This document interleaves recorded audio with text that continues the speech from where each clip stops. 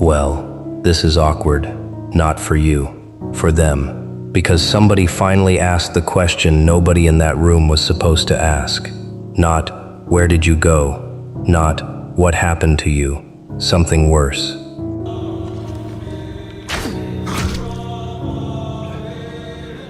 Something way more uncomfortable. They looked around at a group of people who swear you are ancient history and said, if they disappeared, why does everybody still talk about them? And the room changed, just like that. A couple people looked down. One person laughed too fast. Somebody reached for their phone, even though nothing had buzzed. And the person who asked it, they just sat there, waiting. Because it is a simple question, almost stupidly simple. If you meant so little, why does your name still have weight? If they are over it, why do conversations keep bending back toward you? If you were so forgettable, why does everybody have a story? That's the thing about absence. People think absence is empty. It isn't. Sometimes absence is the loudest person in the room, and yours has been talking for a long time. You didn't make some dramatic exit. No smoke, no speech, no final scene where everybody suddenly understood what they lost. You just got quieter, then harder to reach. Then one day, you weren't there anymore. And at first they acted relieved. Of course they did. They said the room felt lighter. They said there was less drama. They said everybody could finally move on. Cute. Then something strange happened. Weeks passed. Your name still came up. Months passed. Still came up. Somebody new joined the circle and, somehow, within 3 conversations, they had already heard about you.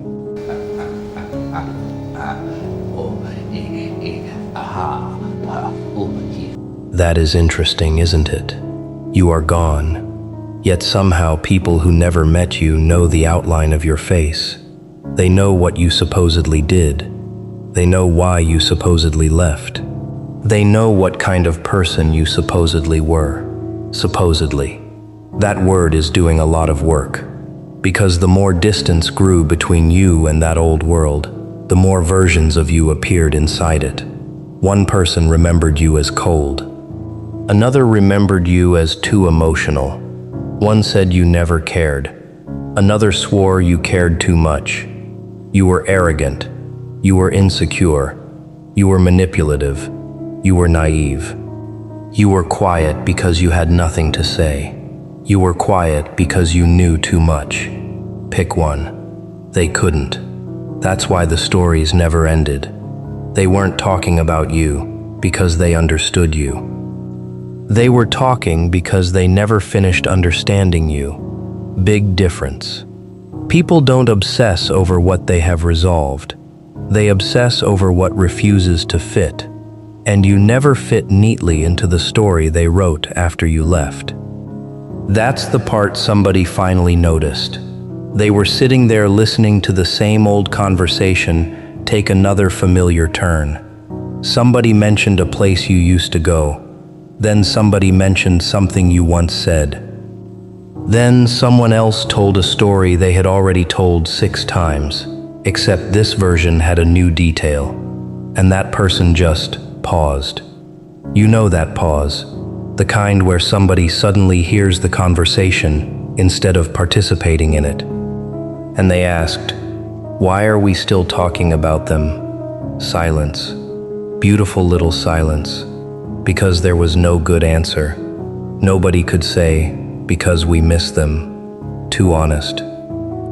Nobody could say, because we were wrong. Way too expensive. Nobody could say, because things haven't felt the same since they left. Absolutely not. So they reached for safer words. Oh, it just came up. Did it? Again? For the 9th time? It isn't that deep. Then why did everybody get uncomfortable? We're just talking. Exactly. About you. Still. Here's what they didn't understand when you disappeared. They thought leaving meant losing. That is how people who live by attention think. If you are not in the room, you must not matter. If you are not defending yourself, your side must be dead. If you are not visible, your influence must have ended. But human beings do not work like social media feeds. People do not stop affecting a place just because they stop occupying it. Sometimes the opposite happens. A chair means more after nobody sits in it. A song hits harder after a person is gone. A stupid little joke becomes painful when the voice that used to say it isn't there anymore.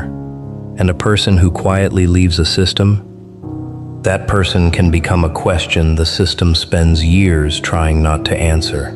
You became that question, not on purpose. That's important. You weren't sitting in some dark apartment thinking, I hope they talk about me forever. Come on, you were trying to get through your own days, trying to sleep without replaying old conversations, trying to go to the grocery store without your brain suddenly dragging you back into a room you had already left. I thought my jokes were bad. How about a magic trick? Trying to learn what peace feels like when nobody is asking you to explain yourself. At some point, you got tired of being a full-time defense attorney for your own character. That's what happened. You were tired, not defeated. Tired. There is a difference grown people understand. You can care and still leave. You can love people and still know they are bad for your nervous system. You can miss a place and still never go back. You can know you were misunderstood and decide, finally, that being understood by the wrong people is not worth another year of your life. So you stopped showing up. And yes, it hurt. Nobody talks about that part enough. Leaving isn't always empowering in the moment. Sometimes it feels terrible. Sometimes you close the door and sit in your car for 20 minutes because your body knows you just ended something your heart has not caught up with yet. It's gone. Sometimes you stare at a contact name and know you could fix the immediate loneliness with one message. One message. That's all. And you don't send it. Not because you're strong. Not because you're trying to prove a point. Because somewhere underneath the ache, you know going back would cost more than missing them. That is not cinematic. It's not glamorous. It's just adult pain. Quiet. Ugly. Necessary. They didn't see that part. They saw the disappearance. So they filled the missing pieces with whatever protected their ego. They couldn't handle us. Maybe. They were jealous. Convenient. They thought they were better than everybody. There it is. Anything except the sentence nobody wanted to say. Maybe they got tired of being treated like that. Because if that sentence enters the room, things get dangerous. Now people have to remember, actually remember, not the edited version, the real one, who always got interrupted, who was expected to forgive first, who had to explain why something hurt while everyone else got to decide whether the explanation was valid, who was there when somebody needed help at 1 o'clock in the morning, who somehow became difficult the first time they stopped being endlessly available. Memory gets uncomfortable when nostalgia stops doing the editing, and your absence gave memory time to sober up. That's why they kept talking. At first, they talked to prove they were right. Later, they talked because they weren't sure anymore. That's a completely different conversation, and memories like that are dangerous. Not because they prove you were perfect. You weren't. Nobody is. That is not what makes the story interesting. You had bad days. You said things wrong. You probably hurt people without realizing it. You probably handled some moments like a human being who was exhausted, scared, angry, or just done. The point was never that you were flawless. The point is, they needed you to be simple. They needed you to be one thing, the problem. Because if you were complicated, then maybe they were complicated too. If you had reasons, then maybe their reasons weren't the only ones that mattered. If your silence was exhaustion instead of guilt, if your distance was self-preservation instead of punishment, if your leaving was grief instead of arrogance, then the whole emotional math changes. That is what they're dealing with now, not your presence, your reinterpretation. People are revisiting old moments with newer eyes, and nobody likes realizing they were loud when they should have been curious. That somebody who looked detached may have simply been done pleading. That somebody who changed overnight had actually been changing quietly for months. That the last argument was not the beginning of the ending, it was the receipt. You know what really messes with people? When they discover your disappearance wasn't impulsive. You had already left emotionally before you left physically. They just didn't notice. You stopped telling them the important stuff. You stopped trying to make them laugh. You stopped correcting misunderstandings. You stopped bringing your full self into the room. You were there, but you weren't there, and nobody asked why. That part haunts people later, because once they see it, they can trace it backward. Oh, that's when they stopped calling. Oh, that's when they stopped arguing. Oh, that's why they looked so calm that day. The signs were everywhere. They just interpreted calm as compliance. That was the mistake. Sometimes calm is a person making peace with goodbye before anybody else knows goodbye is coming. And when you finally left, they thought it was sudden because they had not been paying attention to you. They had been paying attention to your role. Different thing. They noticed when the role went empty. The listener, the helper, the person who absorbed tension, the one who could be joked about because you usually let it slide, the one who showed up, the one who remembered, the one who made certain people feel more interesting because you knew how to listen. You disappeared, and suddenly everybody had to carry their own emotional furniture. That's when absence becomes visible. Not when somebody leaves, when the work they used to do stays undone. That's why your name keeps resurfacing. It leaks. Little comments. Remember when they used to... That's actually something they would have said. There you are, back in the room. Not physically, worse, as memory.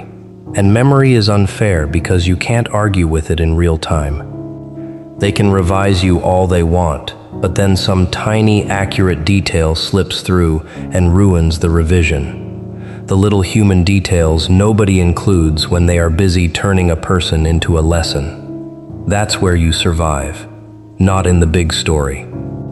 In the details, people can hate a story.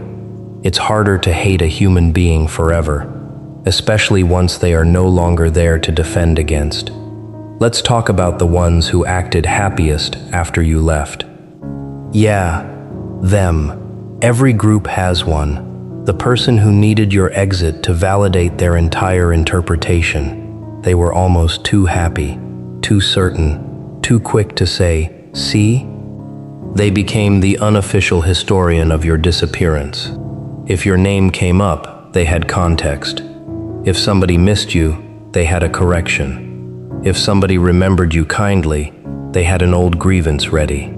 They worked hard, and nobody noticed how hard they were working until recently. That's another problem, because indifference doesn't require maintenance. Read that again in your head. Indifference doesn't require maintenance.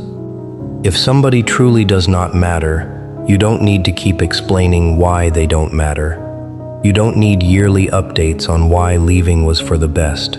You don't need to remind everyone what they did.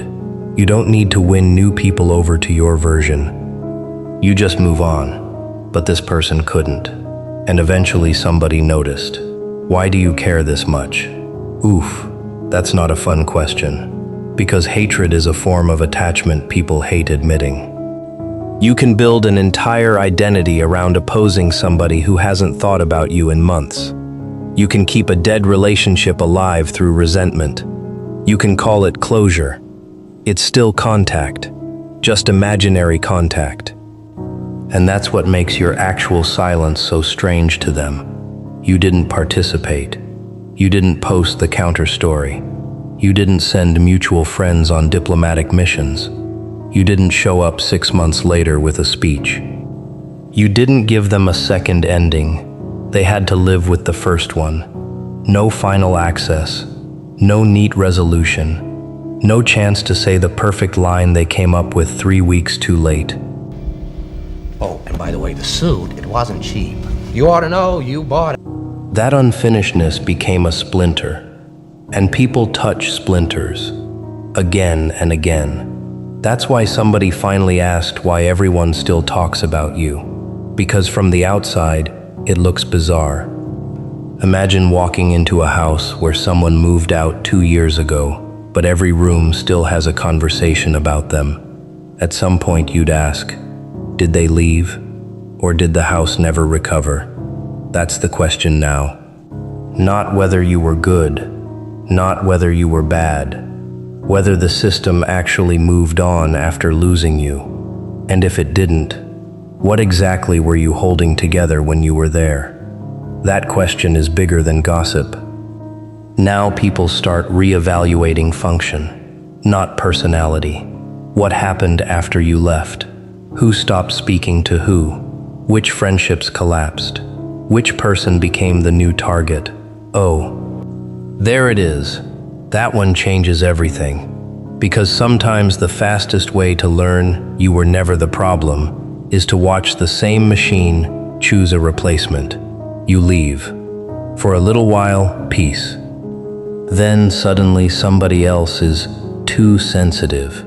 Somebody else is dramatic. Somebody else can't take a joke. Somebody else is always being discussed when they are not in the room. Same phrases, different name. And a few people start getting that uncomfortable look. They have seen this movie. They just thought you were the villain the first time. That's when your absence stops looking like an admission of guilt. It starts looking like an early exit. You weren't destroyed by the system. You escaped before it picked a new reason to keep you trapped inside it. And somebody sees that now. Not everyone. Forget everyone. Everyone is overrated. It only takes one person in a room to stop cooperating with the old story before the room feels different. One person who no longer laughs at the usual line. One person who asks, did they actually say that? One person who says, that's not how I remember it. One person who refuses to turn a human being into a group hobby. Suddenly the story has resistance. That's enough. Because group certainty is fragile. It feels powerful only while nobody interrupts the rhythm. Once someone does, everybody becomes aware of themselves, their tone, their exaggeration, how often your name comes up. How weird it is that they still have so much to say about someone they insist is irrelevant. And here's the funny part. You don't get to watch any of this. Probably better that way. You would ruin it by being there. Your absence is what makes the question possible. If you walked back in, everybody would snap into their old positions. Some would defend, some would attack, some would perform neutrality. But with you gone, they are stuck with each other, and eventually people reveal more in your absence than they ever did in your presence.